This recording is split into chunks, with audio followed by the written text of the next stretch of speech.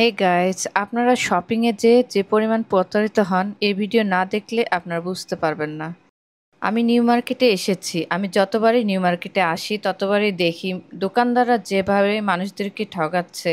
এগুলো দেখে আমি এই ভিডিওটা বানানো জরুরি মনে করলাম। আজকে কিছু জরুরি টিপস আপনাদের সঙ্গে শেয়ার করব। নিউ মার্কেটের দোকানদাররা জিনিসের দাম 4 গুণ চায়। আজকে আপনাদের সঙ্গে বাস্তব কিছু অভিজ্ঞতা শেয়ার করব। আমার রান্নাঘরটা এলোমেলো। আমি কিভাবে গোছালাম এটা আপনাদের সঙ্গে শেয়ার করছি। আজ সকালে রান্নাঘরের জন্য কিছু প্রয়োজনীয় কেনাকাটার জন্য আমি সকাল সকাল বেরিয়ে পড়ি। আর মার্কেটে যাওয়ার পরে আমার বিভিন্ন ধরনের জিনিস, রুম সাজানোর জন্য, রান্নাঘর সাজানোর জন্য অনেক জিনিস আমার চোখে পড়লো। আর সেখান থেকে বেছে বেছে আমার কিছু প্রয়োজনীয় জিনিস আমি কালেকশন করে নিলাম।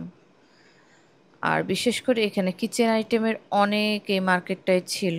এখানে খুবই সুন্দর সুন্দর কিছু র্যাক রয়েছে, দেখতেও সুন্দর এবং খুবই কাজের।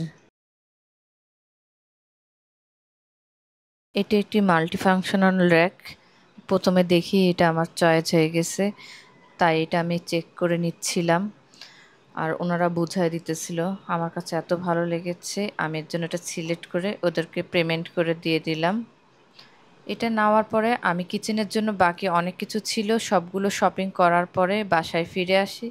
এরপরে নিজ হাতে এই যে আনপ্যাকেটিং করছি। আচ্ছা, আমি এটার প্রাইসটা আপনাদেরকে বলিনি। এটার প্রাইস ছিল 4,000 টাকা।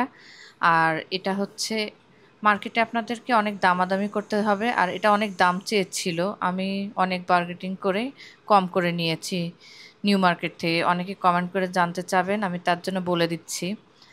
আর নিউ মার্কেটে যাওয়ার একটা নিয়ম আছে, সবাই তো দৌড় দেয় শুক্রবার অফ ডে, বন্ধের দিন।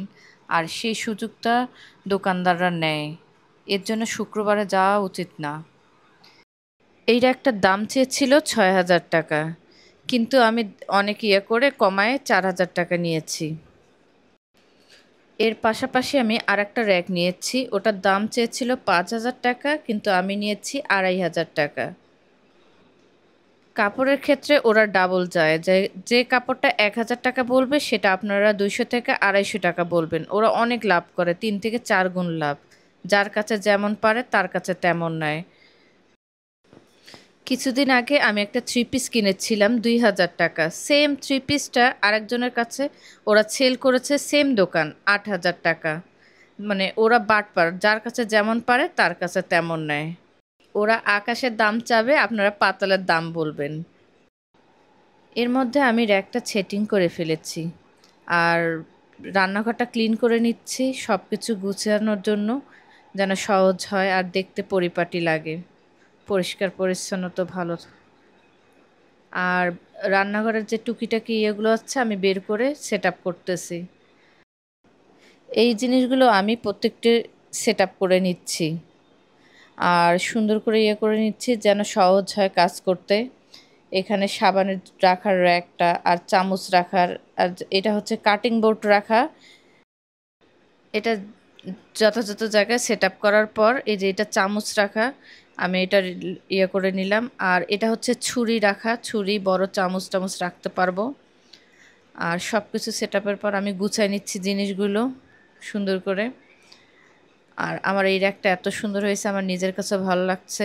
আর এখানে যে মশলা রাখা পটগুলো আমি শপিং করছি, আপনাদের দেখানো হয়নি, আমি বের করে নিচ্ছি। এগুলো এত সুন্দর ছিল, আমার খুব ভালো লাগতেছিল। আপনারা পরবর্তী ভিডিওর জন্য অপেক্ষা করুন, আর ভালো থাকুন, সুস্থ থাকুন।